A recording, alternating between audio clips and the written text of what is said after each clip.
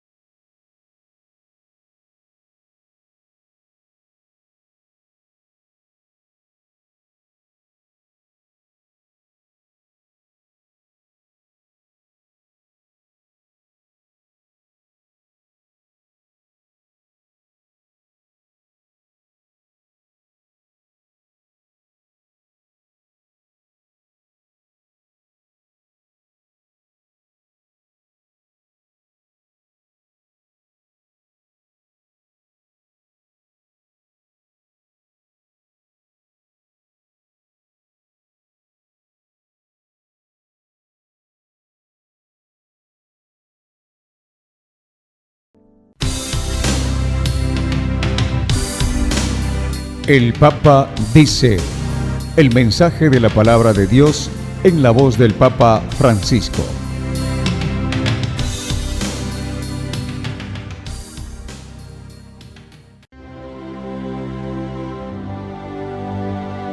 Los consagrados, con su oración, pobreza y paciencia, son esenciales para la misión de la Iglesia. Más que nunca, con los desafíos del mundo de hoy, necesitamos su entrega total al anuncio del Evangelio.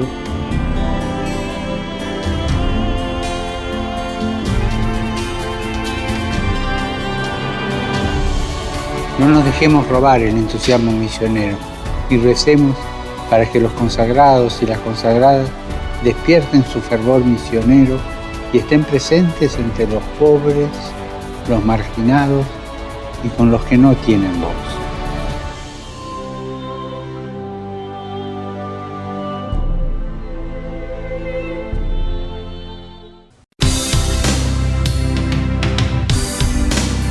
Abriendo Puertas presentó El Papa dice, el mensaje de la palabra de Dios en la voz del Papa Francisco.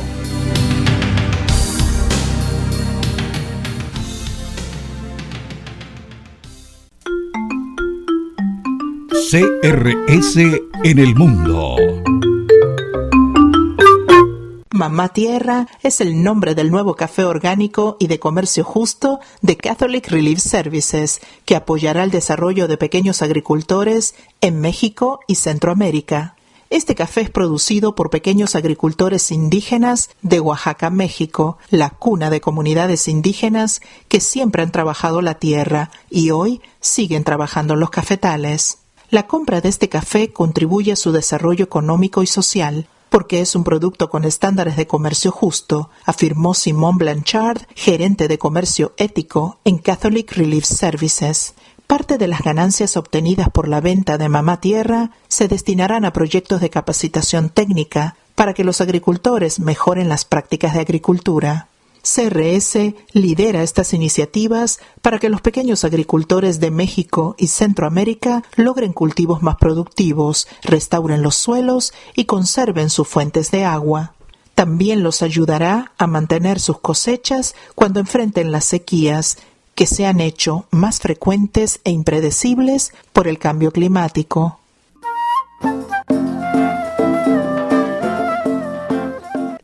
Esta es una alianza de CRS con Equal Exchange para apoyar el desarrollo de las comunidades. Al ayudar a los agricultores a crear cooperativas administradas democráticamente, cultivar café más resistente y proteger los arroyos locales de los desechos de café, estamos ayudando a fortalecer estas comunidades donde trabajamos y así garantizar que puedan producir café por muchos años más, dijo Simón. Los agricultores que producen el café Mamá Tierra son miembros de CEPCO, una cooperativa que reúne a más de 4.000 caficultores de las comunidades indígenas Mixteco, Zapoteco y Mixe de Oaxaca. La cooperativa apoya la producción y comercialización de café orgánico de alta calidad y comercio justo en México. Equal Exchange es una organización que realiza la compra y comercialización de café de pequeños productores por un precio justo y estable.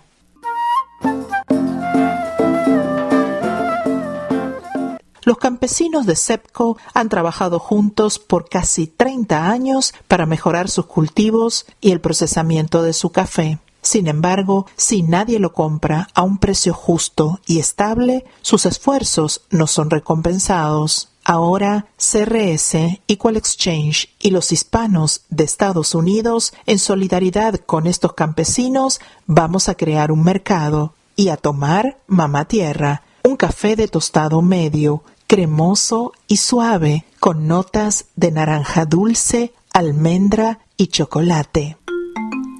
Catholic Relief Services, la Agencia Católica de Ayuda Humanitaria Internacional, crsespanol.org.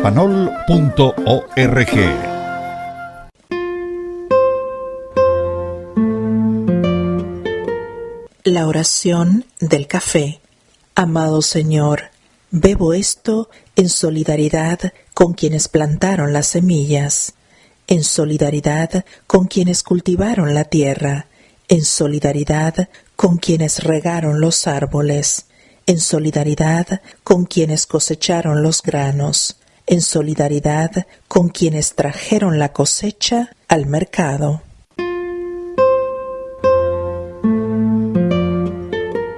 Ha habido un largo proceso detrás de la preparación de esta bebida. Con cada sorbo, rezo por justicia para todos los que participaron en el proceso. Rezo especialmente por aquellos cuya pobreza les impide disfrutar de la abundancia que tú nos concedes.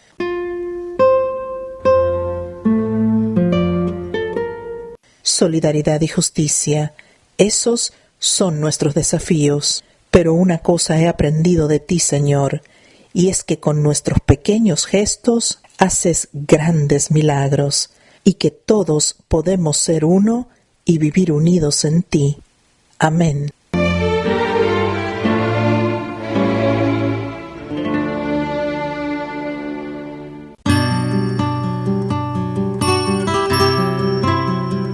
Abriendo Puertas presenta Brújula de Fe.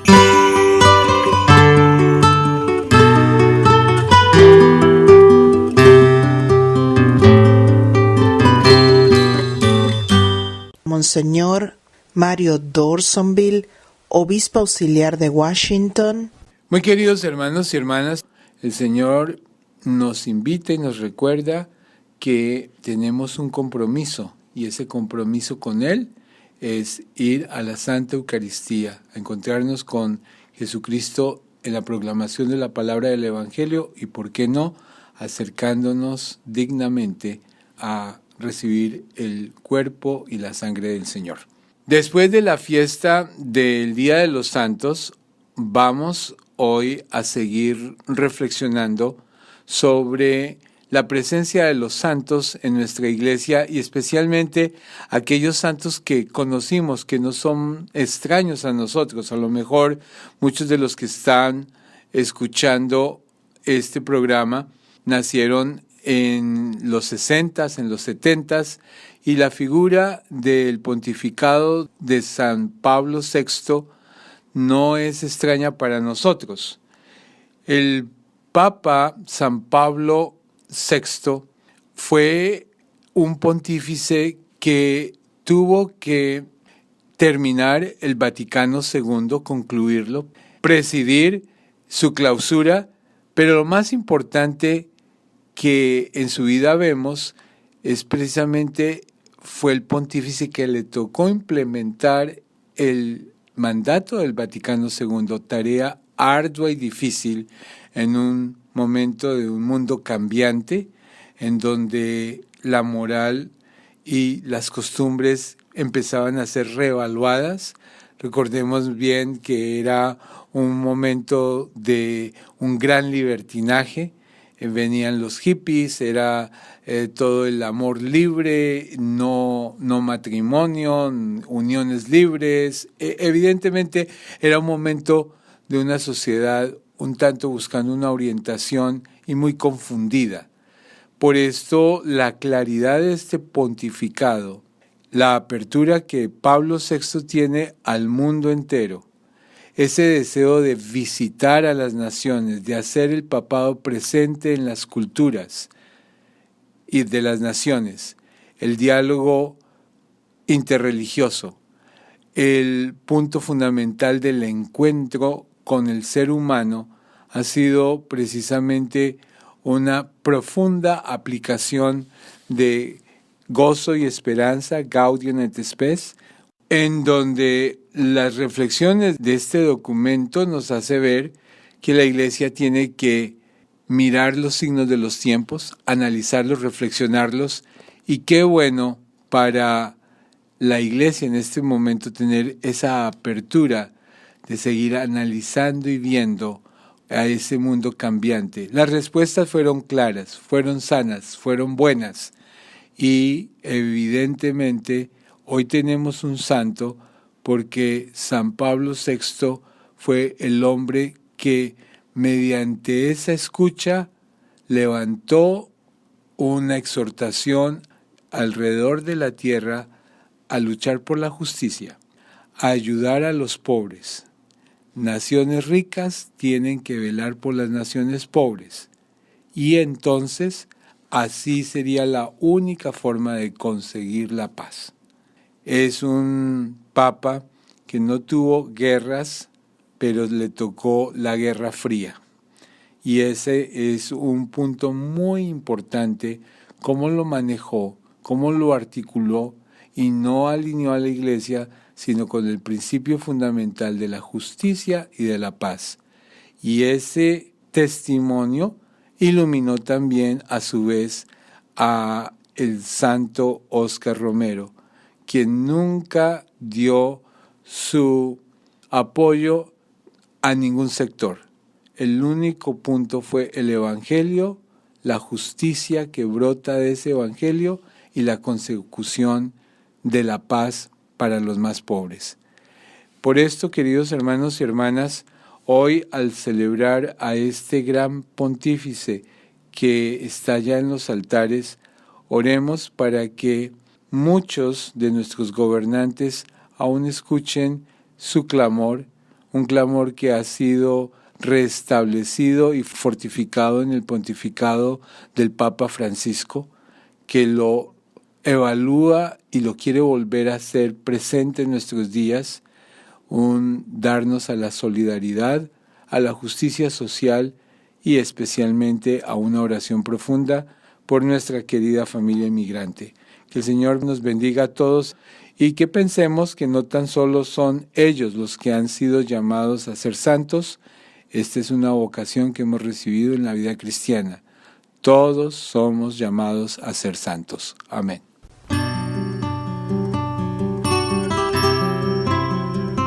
Abriendo Puertas presentó Brújula de Fe.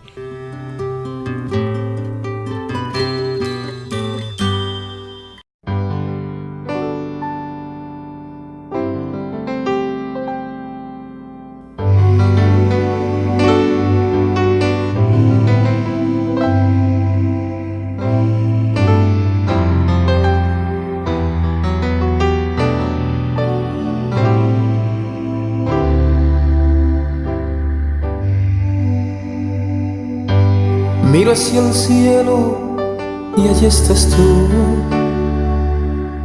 Miro la tierra y allí estás tú. Miro los hombres y allí estás tú. Miro los niños y allí estás tú. Por eso es que yo canto a mi Cristo. Por eso es que yo alabo a mi Señor, porque Él está vivo.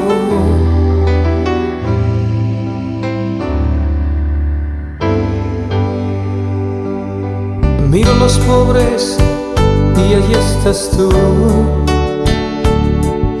Miro los que sufren y allí estás tú. Miro los presos y ahí estás tú. Miro los que lloran y ahí estás tú. Por eso es que yo canto a mi Cristo. Por eso es que yo alabo a mi Señor, porque está vivo. Porque está vivo. Miro el mar y allí estás tú. Miro los árboles y allí estás tú. Miro las aves y allí estás tú. Miro a mi lado y ahí estás tú. Por eso es que yo canto a mi Cristo. Por eso es que yo alabo a mi Señor, porque está vivo.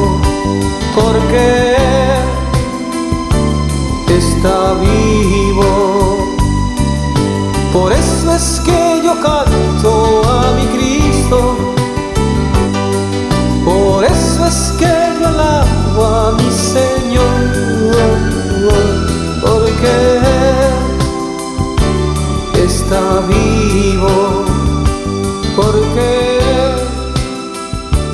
está vivo. Le invitamos a visitar la página de Abriendo Puertas en Facebook, www.facebook.com/Abriendo Puertas DC. Yo soy Andrea Costa y le acompaño cada semana en el programa oficial de la Arquidiócesis de Washington, Abriendo Puertas.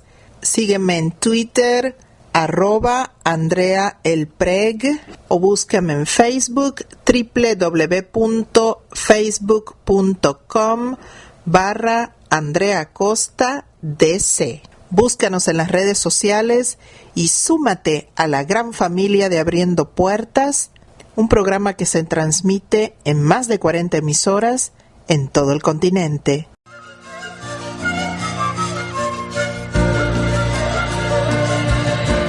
Laudato Si. Laudato Si. El cuidado de la casa común. Alabado seas. Alabado seas. Capítulo 14. Hermana Agua. Bendiciones, paz y bien para todos mis hermanos y mis hermanas. Ya conocen mi voz, ya saben que soy Francisco, el de Asís, delegado por Francisco, el de Roma, para recorrer la hermana Madre Tierra y hablar con sus criaturas. Ay, nunca me he sentido tan feliz como hoy con la tarea que mi tocayo me encomendó. Las cataratas del Iguazú. Ni en sueños había imaginado tanta belleza. Y bueno, después de contemplarlas por aquí y por allá, he venido a descansar junto a un manantial que está del lado del Paraguay. Ella paneco, ella que Francisco. ¿Cómo qué? ¿Qué me dice? Romo maite hijina Francisco. Ah, sí eres tú. Buenos días, hermana Agua. Creo que me hablas en guaraní, ¿no? Xeñi eponaite, xereta Paraguay evarupide. Ella pareime. ¿Me preguntas que cómo me ha ido? Pues te diré, hermana Agua, que mejor imposible. Estar aquí es sentirse como al principio de la creación, cuando el Espíritu de Dios aleteaba sobre las aguas. Le cantaste a las cataratas, ¿no es cierto? Sí. Porque sabemos que eres cantante y todas las aguas del mundo se saben tu canción, hermano Francisco.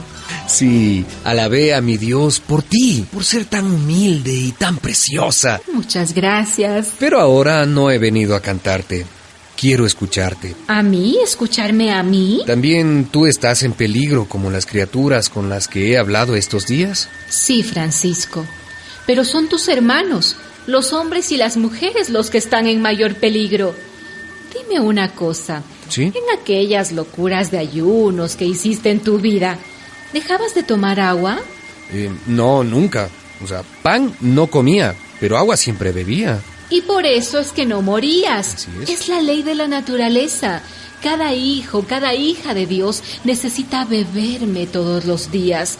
Sin agua no hay vida. Y Dios quiere que tengamos vida, y vida en abundancia.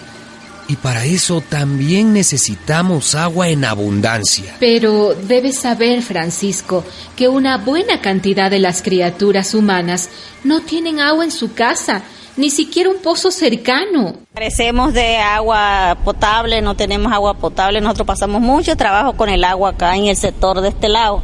Y son millones las mujeres que cada día se agotan caminando leguas, horas y horas para encontrar un poquito de agua limpia para beber, para cocinar, para limpiar. Que las escuelas se están cayendo a pedazos del sucio. La clínica no tiene mantenimiento de agua.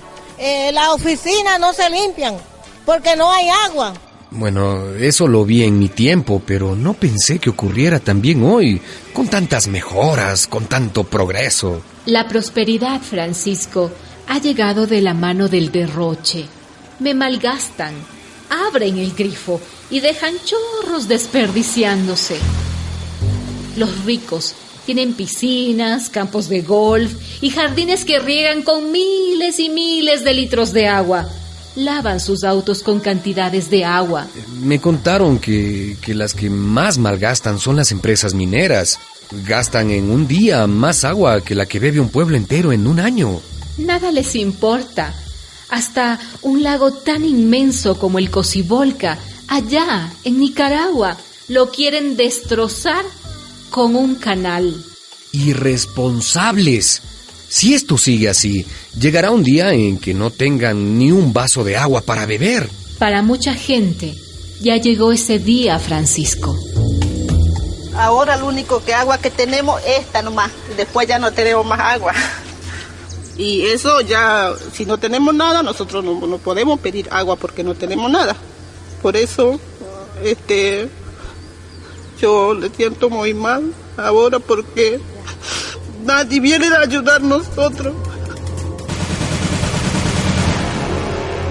En 2015, 1.200 millones de personas, una quinta parte de la humanidad, vivía en lugares con escasez de agua. En 2025 serán 1.800 millones. En 2030 será la mitad de la población mundial. Cada año mueren 6 millones de niños y niñas por diarreas y cólera, por el agua mala que toman. Cada día, hoy mismo, morirán 20.000. ¡20.000! No puede ser. Mi pueblo de Asís no tenía tanta gente. No puede morir todo un pueblo en un día por falta de agua. Pues mueren. Los ríos están contaminados, los pozos secos. Y como yo me estoy acabando, como cada vez soy más escasa, las empresas vienen y me compran. ¿Cómo? ¿Comprar agua? Bueno, ¿y cómo es eso? Aquí en Paraguay, bajo la tierra, hay un manto de agua enorme, extraordinario. El Patiño lo llaman. Unos poquitos han hecho su fortuna conmigo. Me compraron, me convirtieron en un negocio. Pero el agua es un bien común, un regalo de Dios. Nadie puede ser dueño del agua. Pues estos se adueñan de mí. ¿Qué? ¿Y sabes cómo lo hacen? No. Como ese manto inmenso de agua está bajo tierra, las empresas compran los terrenos y abren pozos y más pozos y sacan agua y más agua sin control, sin pagar nada. Bueno, ¿y qué hacen con el agua que sacan? Me meten en botellas que luego venden o que hacen jugos, cervezas, bebidas oscuras, unas bebidas dulces que no alimentan, pero vendiéndolas ganan millones. ¿Y cuando tú te acabes, hermana Agua, qué pasará? Harán guerras por mí.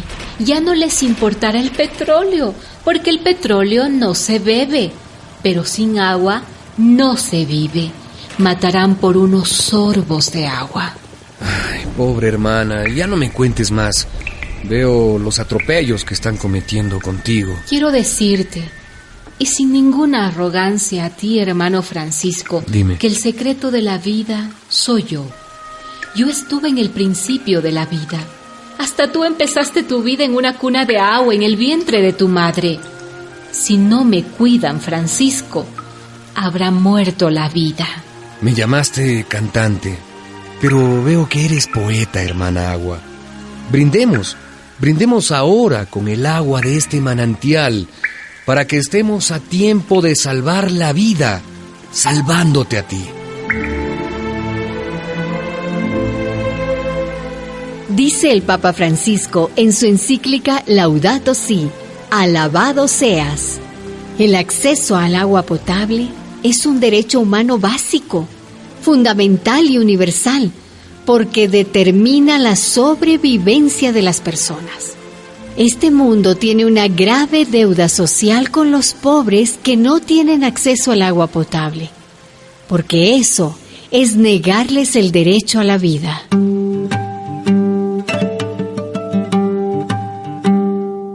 La medida del cumplimiento de la nueva agenda para el desarrollo será el acceso efectivo, práctico e inmediato para todos a los bienes materiales y espirituales indispensables: vivienda propia, trabajo digno y debidamente remunerado, y agua potable, libertad religiosa y, más en general, libertad de espíritu y educación.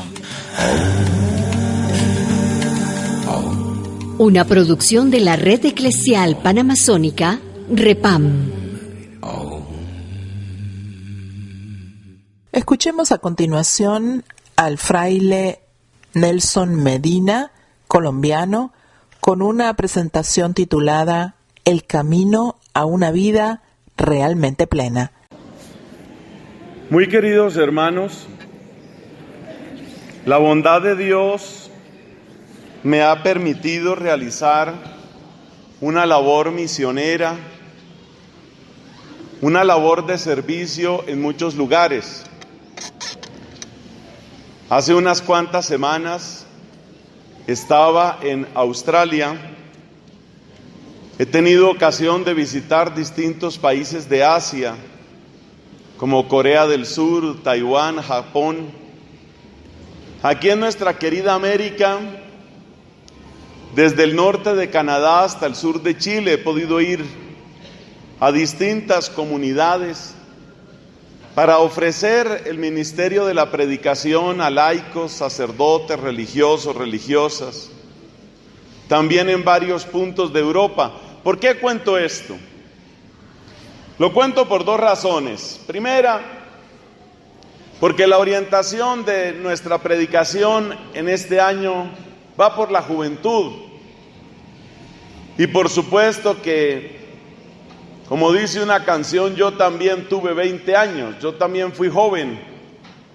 Y cuando el Señor flechó mi corazón con su amor, una de las cosas que yo sentí fue el deseo de dar testimonio de Él en muchos lugares. Y es posible que algún joven o alguna joven que escuche estas palabras, oyendo la voz de este servidor, diga: a mí también me gustaría eso. Y yo quiero decir a los jóvenes que en este momento nos estén escuchando, el Señor hace su obra, y si tú pones tu corazón en Él, el Señor va a hacer obras grandes contigo. Pero la segunda razón por la que les cuento de esta tarea misionera en la que yo he estado, además de animar a las vocaciones para la misión, es porque cuando uno tiene ocasión de ver la realidad de Europa, de Argentina, de México, de Panamá, de Japón, de Corea, uno empieza a darse cuenta que hay fenómenos que están sucediendo como al mismo tiempo en los distintos países. Y uno empieza a darse cuenta que de verdad, a pesar de las muchas diferencias culturales, raciales, étnicas, incluso religiosas, nos parecemos a una gran aldea, la llamada aldea global.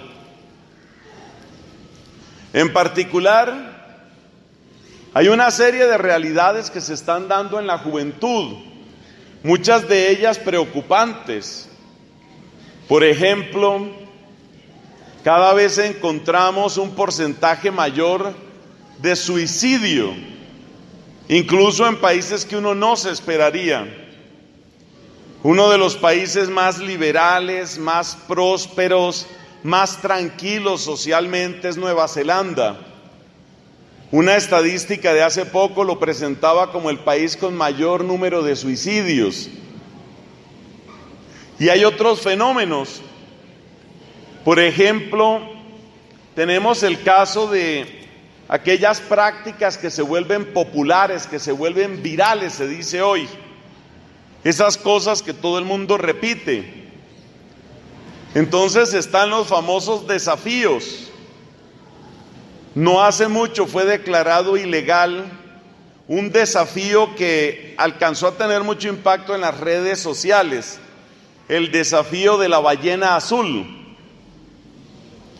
Básicamente lo que consiste es como en una serie de entrenamientos con pruebas cada vez más difíciles que van realizando los que se matriculan en esa especie de tribu global. Al principio se trata de cosas relativamente neutras, pero después la gente empieza a hacerse cortadas. Precisamente se llama ballena azul porque una de las tareas, uno de los desafíos es hacerse cortadas en todo el brazo con la forma de una ballena, tomar la foto y decir fui capaz, lo hice. En Estados Unidos se encuentran fenómenos de intoxicación masiva de jóvenes por otro tipo de desafío. El desafío de tomarse una copa de detergente, lo cual por supuesto produce daños bastante perdurables, incluso en casos graves hasta la muerte. Entonces, uno se pregunta qué hay detrás de eso, sobre todo porque no son cosas que pasan en un solo país. En buena parte por este asunto de las redes sociales es algo que se va repitiendo. Además es muy gracioso porque en todas partes se invita a los jóvenes a que sean originales y se les dan mensajes como sé tú mismo, pero resulta que hay alguien que les enseña a ser ellos mismos y luego te encuentras centenares o miles de jóvenes, cada uno de los cuales piensa que está siendo original, pero todos están repitiendo lo mismo. ¿Qué hay detrás de eso? ¿Qué hay detrás de las frustraciones, el vandalismo que se da en muchos sitios? ¿Qué hay detrás de las prácticas de alcoholismo, de drogadicción o de lectura y práctica del sexo como una especie de entretenimiento, como un juego? Personas muy pobres, muchachos muy pobres de Bogotá, donde yo vivo, los entrevistaban por su estilo de vida lleno de promiscuidad y ellos decían: este es nuestro sexo, este es nuestro deporte, este es nuestro entretenimiento. Yo quiero detenerme sobre todo en una palabra, porque creo que hay una clave muy importante en esto. Es muy fácil señalar, y muchas veces cuando se plantean estos temas de juventud, una tentación que tenemos nosotros los adultos es simplemente incomodarnos, fastidiarnos, preocuparnos, pero siempre señalando a la persona joven, al que se hace las cortadas en los brazos, al que destruye propiedad pública con el vandalismo, o al que se droga. No quiero quitar las responsabilidades que puedan tener esas personas, pero me parece injusto que tratemos la realidad compleja del mundo juvenil simplemente señalando. Y una palabra que ya mencioné y que creo que es muy importante es la palabra frustración. Muchos jóvenes sienten que están viviendo en un mundo de adultos, por supuesto, en el que las reglas de juego son complejas y cambiantes, y en donde muy poco se puede hacer, muy poco impacto se puede tener, salvo contadas ocasiones. Entonces, en esas circunstancias y con esas sensaciones, es fácil refugiarse en un pequeño grupo. En ocasiones se mira incluso el noviazgo de esa manera. Hay personas que miran el noviazgo como una especie de pequeña isla de felicidad. Tú para mí, yo para ti, los dos nos gozamos, nos gustamos, nos queremos. Esas islas de felicidad no suelen funcionar muy bien porque las expectativas de felicidad que cada uno espera del otro empiezan a convertirse en un agobio para cada uno. Algo así como que ella espera que él sea demasiado perfecto, él espera que ella sea demasiado perfecta. Y como están encerrados en su pequeño núcleo, entonces se fatigan y luego viene la frustración de la separación y al mismo tiempo la necesidad compulsiva de conseguir otra pareja. La palabra frustración es clave porque me parece que indica el tremendo desperdicio de vida, de energía, de talento, de alegría que se está permitiendo nuestra sociedad vista a una escala global. Estamos desperdiciando demasiada fuerza, energía, alegría, talento que está en nuestra gente más joven. Piense usted en aquella persona que tiene que vencerse a sí misma para, sigo con el ejemplo, para empezar a cortarse y luego tomarse la foto. Yo hago una pregunta: esa fuerza interior que llevó a esa persona a cometer eso, ¿no podía servir para otra cosa más interesante, más útil? Seguro que sí, pero nos hace falta encontrar un camino que tendremos que buscarlo entre todos. Tenemos que encontrar un camino para darle un cauce a esa generosidad, a ese valor. En estos últimos días veíamos las manifestaciones abortistas, también gracias a Dios las manifestaciones pro vida. Pero permítanme que me detenga un momento en las manifestaciones abortistas en Argentina. Allá se volvió como una seña de la causa abortista, que finalmente fue derrotada en el Senado, pero las noticias no son completamente buenas, ese no es el tema de ahora. Pero el hecho es que en esa pañoleta verde que utilizaban los abortistas, había multitud, pero realmente multitud de jovencitos y sobre todo jovencitas. Ahí es donde viene el tema. Muchas de esas muchachas sienten que no pueden hacer nada por cambiar la economía, no pueden hacer nada para mejorar el mundo. Están atrapadas en su frustración y de repente alguien tiene la capacidad de capturar esa generosidad, de capturar esa fuerza y las pone a marchar. Yo vi varias de las entrevistas que les hacían a estas jovencitas abortistas, porque para mí es un dolor terrible que una mujer joven considere como meta inmediata de su vida el derecho de asesinar sus hijos. Entonces entrevistaban a estas chicas y varias de ellas decían: este es el momento para hacer historia. Oiga la expresión, hacer historia. Es decir, esa que llamaban ola verde, la ola abortista de Argentina, estaba compuesta en buena parte por muchachitas que sentían que por fin iban a empezar a existir socialmente, políticamente, iban a tener visibilización internacional, iban a tener un impacto en la historia. Así ese impacto fuera un chorro de sangre humana, un río de sangre humana por la legalización del aborto.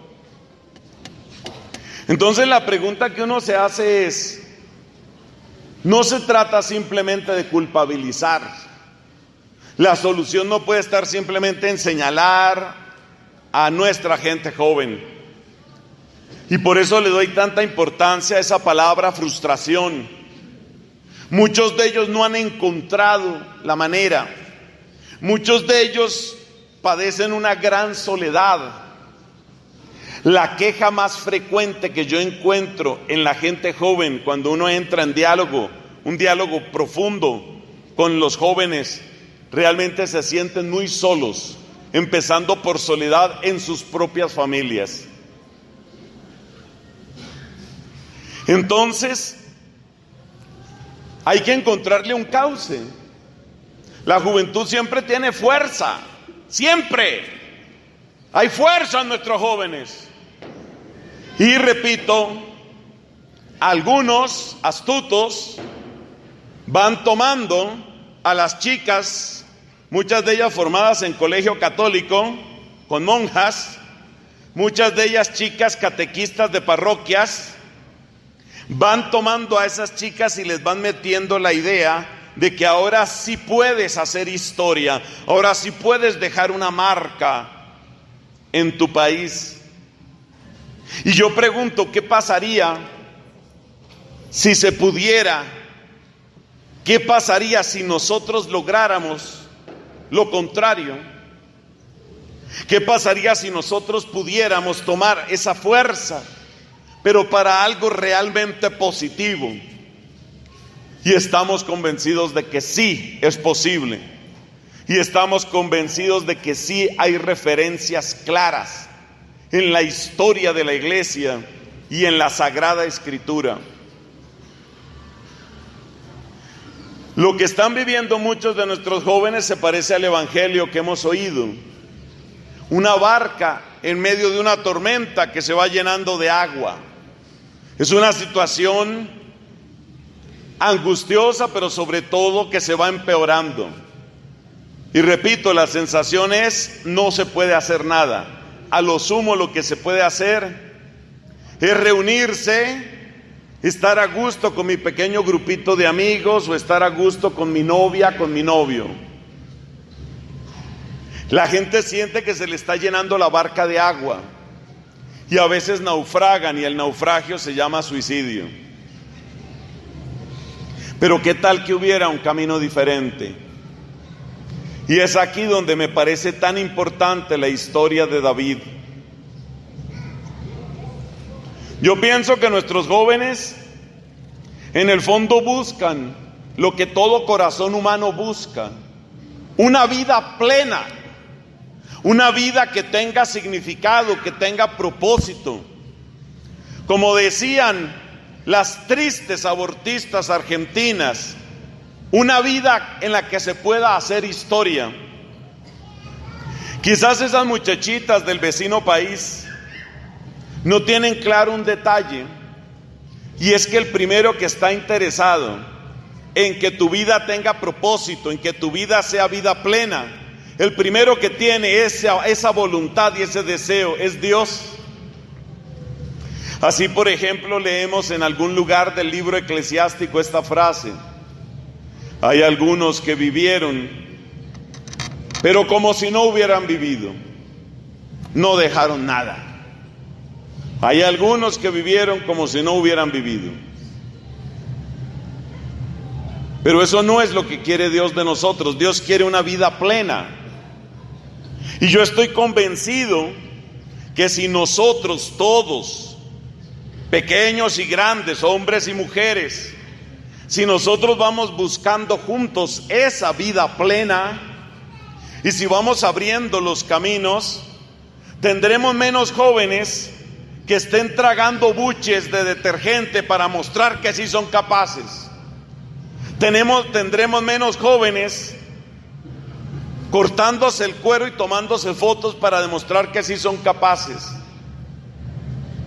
Tendremos más jóvenes peleando contra los Goliaths de hoy, porque hay mucho monstruo, hay mucho gigante arrogante como Goliat que está plantado delante de nuestra sociedad con esa actitud de desprecio que escuchábamos en la primera lectura tomada del primer libro de Samuel.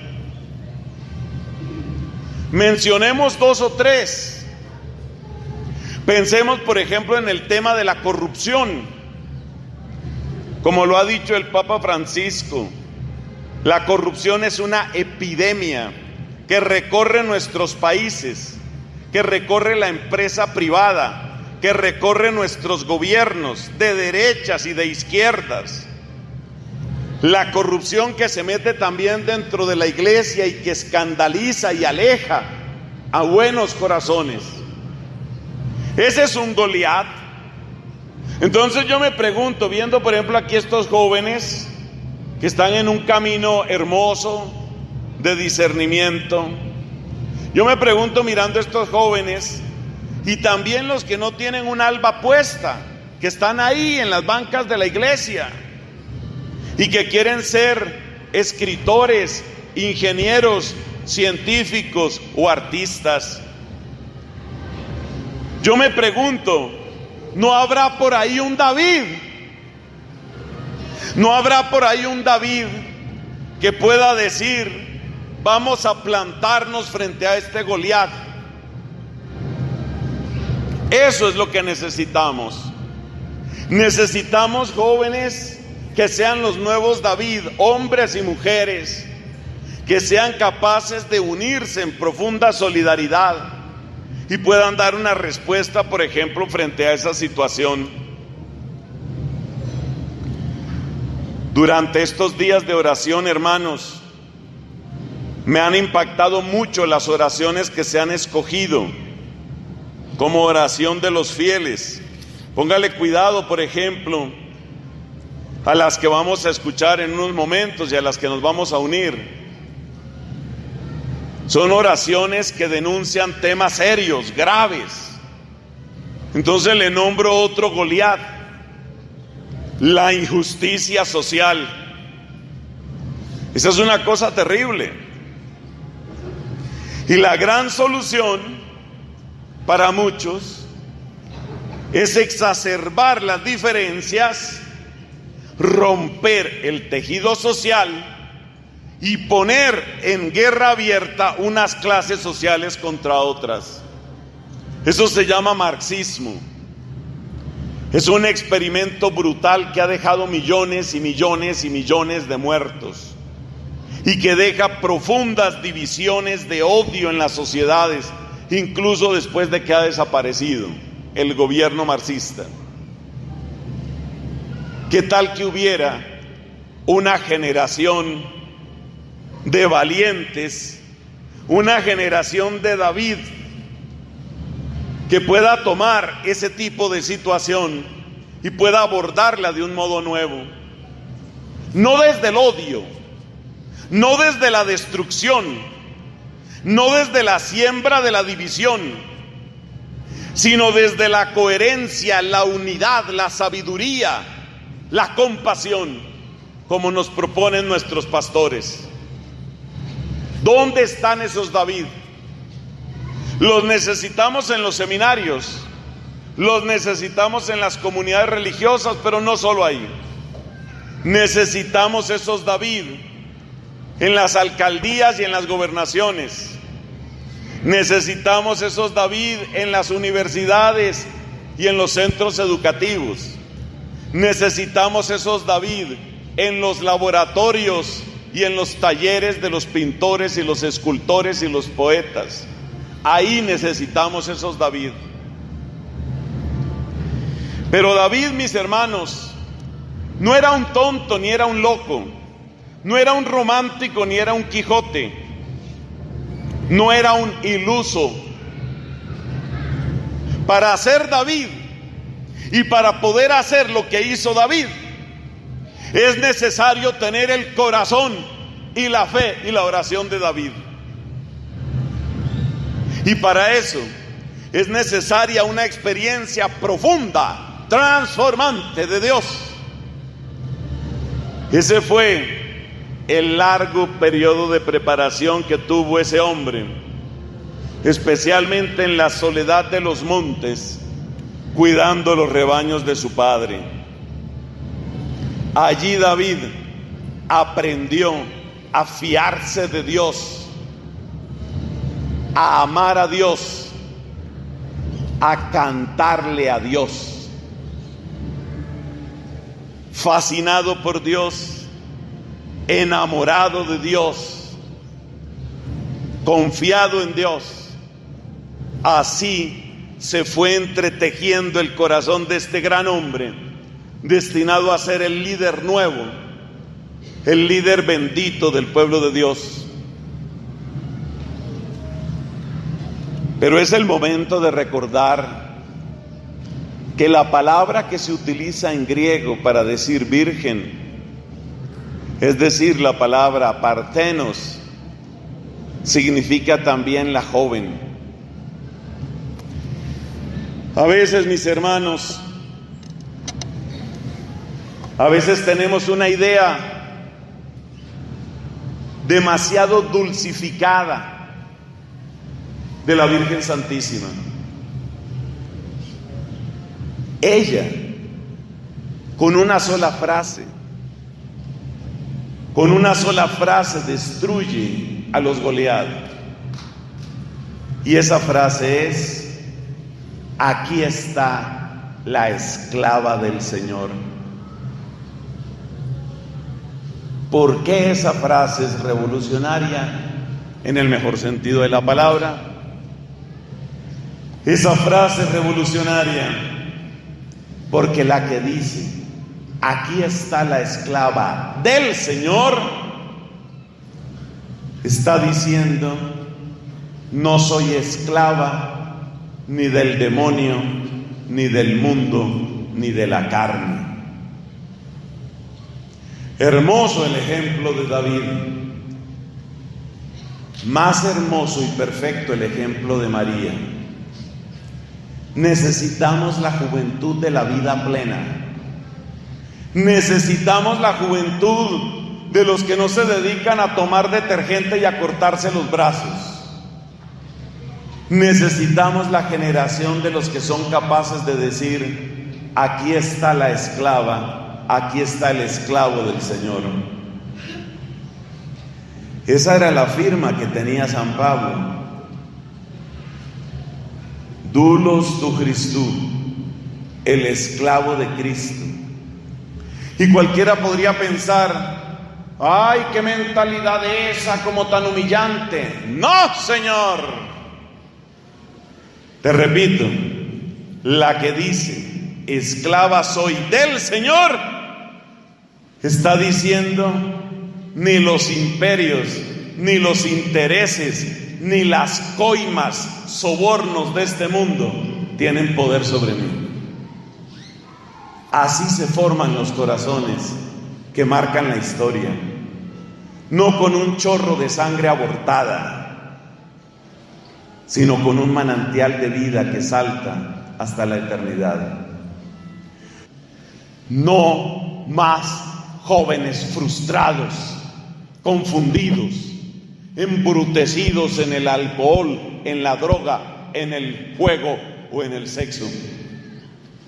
Queremos atrevernos a proponer una generación que sea capaz de decir: yo sé de qué raza soy, yo sé cuál es mi estirpe, yo sé cuál es la respuesta. Los que se preparen así estarán listos para dar la pelea con los Goliat de nuestro tiempo. Así lo conceda el Señor. Amén. Escucharon a ustedes al fraile Nelson Medina de Colombia con una presentación titulada El camino a una vida realmente plena. Y de esta manera nos despedimos. Muchísimas gracias por habernos acompañado en el programa de hoy. Soy Andrea Costa. Que tengan una bendecida semana. Y hasta aquí su programa Abriendo Puertas, un espacio auspiciado por la Arquidiócesis de Washington. Comentarios, opiniones o sugerencias, escríbanos al correo abriendopuertas99@hotmail.com. Gracias por su sintonía.